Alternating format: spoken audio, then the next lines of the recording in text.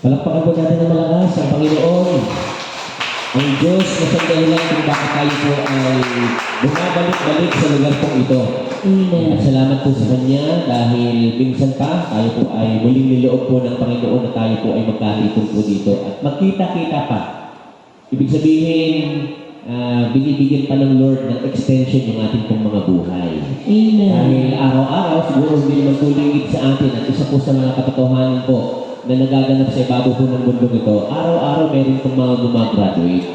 Pero salamat sa Panginoon dahil hindi pa natin oras, o kaya naman yung oras po na ito na patuloy na pinahihiram sa atin po ng Diyos, gamitin po natin para pasalamatan po ang Panginoon, papurihan po siya, sambahin po ang Panginoon, at higit sa lahat, mag-aral po ng kanyang mga salita. Dahil po, ang nais po ng Panginoon na tayo po ay matuto ng kanyang kalooban o ng kanyang mga aral upang tayo po ay maging instrument din po ng Panginoon para tayo po ay maging ilaw at asin po ng sanlibutan pong ito.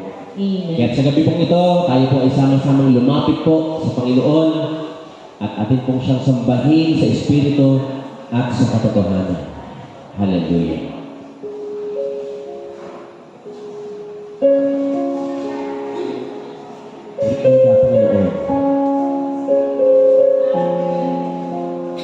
Ang aming mga puso, aming Diyos ay narito. Aming iniaanda sa inyong pong harapan. Maging templo mo po nawa ang bawat isa upang ang iyong presensya dito'y lumuklo. Ang puso ko'y dinudulog sa'yo,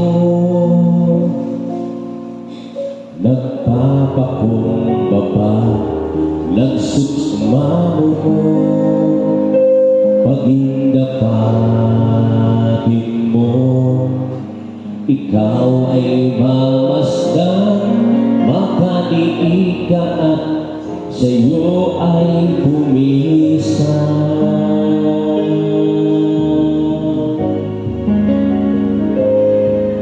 Ang puso mo'y tinulog sa'yo, nagpapakumbaba, nagsusumamo, pag-indapatin mo, na ikaw ay mamasdan, makaliika at sa'yo ay pumisan. Loobin mo ang buhay ko'y maging banal mong tahanan, lugluhan ang iyong wagas na pagsinta. Daluyan na hanggang walang patuloy pagsamba, mag-ari ka o Diyos, ngayon at kailanman.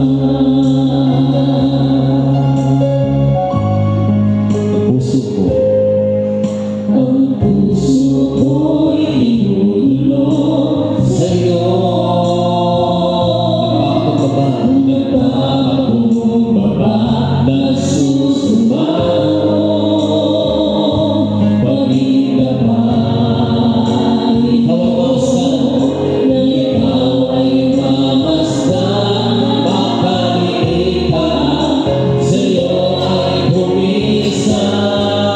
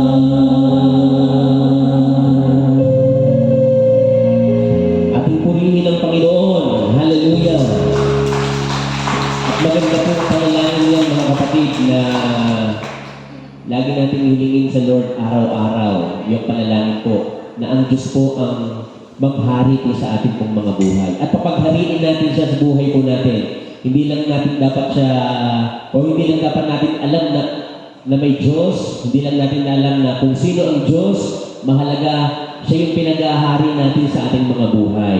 Amen? Dahil walang saysay, ang alam na natin ay Diyos, pero hindi naman siya ang nag-ahari po sa atin. Wala pong saysay yun. Kulang. Ibig sabihin, kailangan pa natin mag-move forward. Kailangan natin hayaan na ang Diyos po ang maghari sa ating buhay at siya ang hayaan natin pakilusin upang ang kalooban niya po ang ating pong maganap at ang ating masunod. Amen! Meron po ba tayong hangaring sundin ng Diyos? Amen. Amen! Hindi naman siguro tayo paparito kung wala tayong desire na masunod natin ang kanyang kalooban. Amen. Dahil kung hindi po gano'n, nag-aaksaya tayo ng oras. Pero para hindi masayang yung ating mga oras, lubos-lubosin na po natin na hangarin na masunod ang kalooban po ng Panginoon. Not by our own effort, kundi by the grace of God na kaloob po ng Kanyang Espiritu Banal na ibinibigay sa lahat po ng mga naghahangad na makasunod po sa kalooban po ng Panginoon. Amen. At sama-sama tayo magpuri sa gabi ito. Glory to God. Hallelujah. Dahil masaya ang buhay na kay Jesus. Sama-sama tayo sumamba at magpuri sa ating Diyos na dakila. Lahat ng may gagalanan sa puso, pumalakpak at uminda para sa Kanya. Ako'y nagagala. Ako'y nagagala. Nanglig ang magkasama at aking ihahaya. Pagkalak ang lubos na nakarama, sa tuwing ako ay sasamba o anong ligaw ng nadarama. Walang iba pang sasaya sa'yo.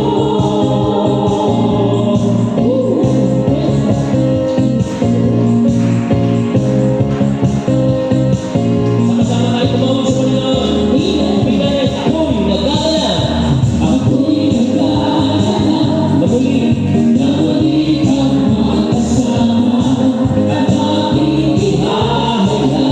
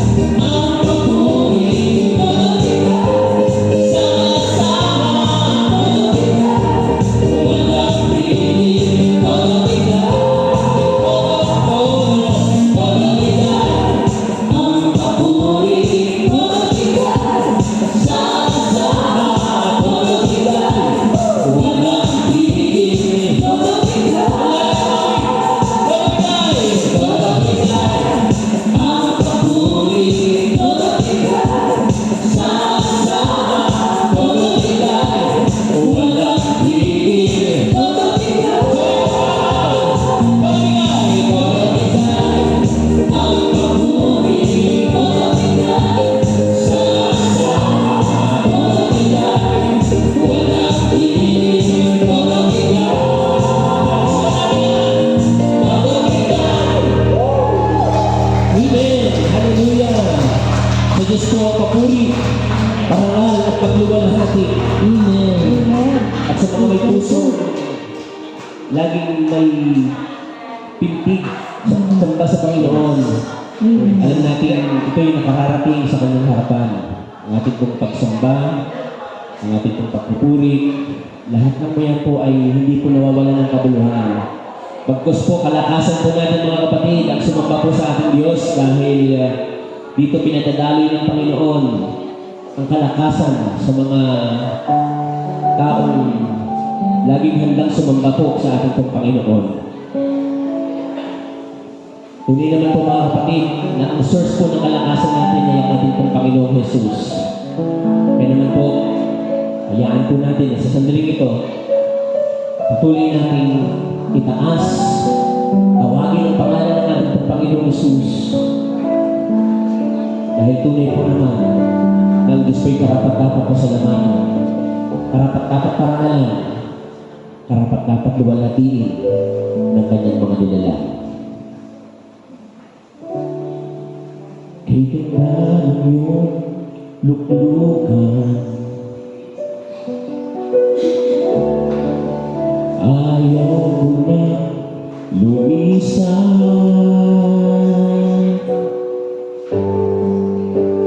Tibok ng puso mo,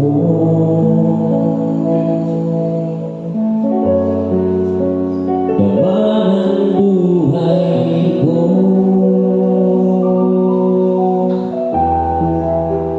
Ako'y uhaw sa'yo.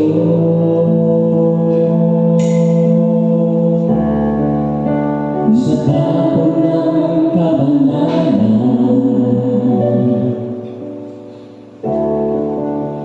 ako ay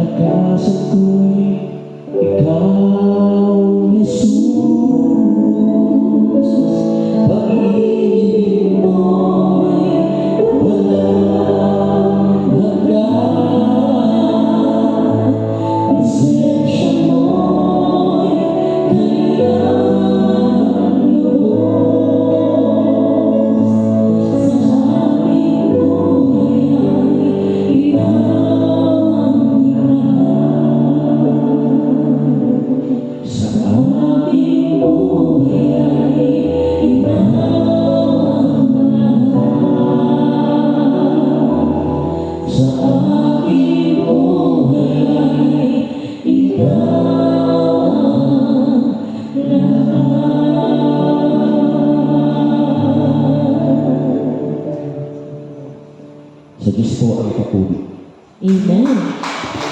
Praise God. Yung buhay na palakpak, papuri sa ating Diyos na buhay.